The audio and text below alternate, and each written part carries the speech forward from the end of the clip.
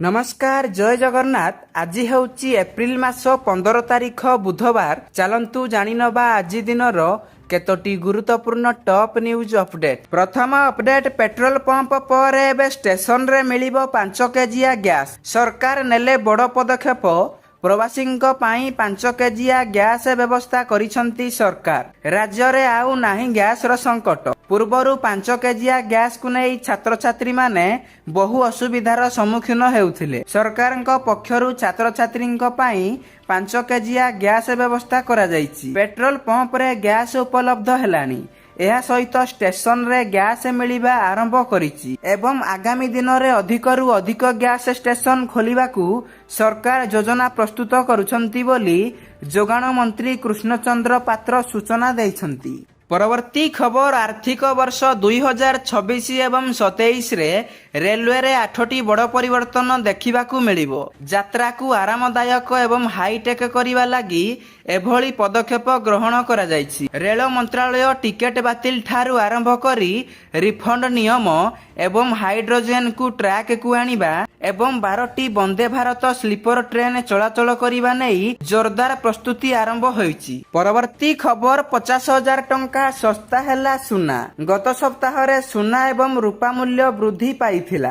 तथापि उभय एबे सेमानंकर सर्वकालीन सर्वोच्च स्तर ठारू बहुत तले कारबार करुछंती। आजिर सर्वशेष मूल्य अनुसायी 13 एप्रिल रूपा प्रति किलोग्राम एहार रेकर्ड सर्वाधिक मूल्य अपेक्षा प्राय 1.96 लक्ष टंका सस्ता होईछि। आज सुनार मूल्य अनुसायी 24 कैरेट सुनार मूल्य प्रति 10 ग्राम पिछा 1,52,830 टंका रही एवं 22 कैरेट सुनार मूल्य प्रति 10 ग्राम पाई 1,40,090 टंका रही एवं 18 कैरेट प्रति 10 ग्राम पाई 1,14,620 टंका रही। परवर्ती खबर, बड़ घोषणा कले मोदी सरकार।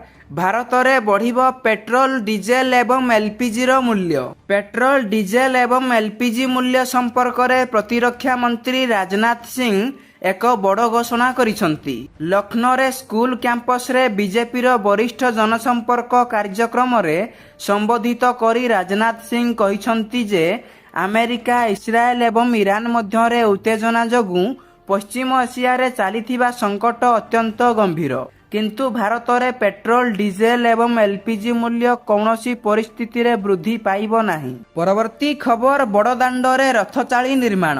आउ मात्र 9 दिन पर अर्थात पवित्र अक्षय तृतीया रे महाप्रभुंक रथ निर्माण अनुकूल हेबो। एणु श्रीनगर सम्मुख रे रथचाली तैयारी आरंभ होईछि। चाली 11 बखरा विशिष्ट हेबो।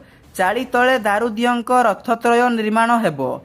3 बखरा लेखाएं 9 घर विश्वकर्मांक पाई एवं गोटिए लेखाए बिंध कारीगर और रूपकारंक पाई उद्दिष्ट। भोई सरदार रवि भोईंक नेतृत्व रे भोई सेवक माने चाली तैयारी रे लागिछंती।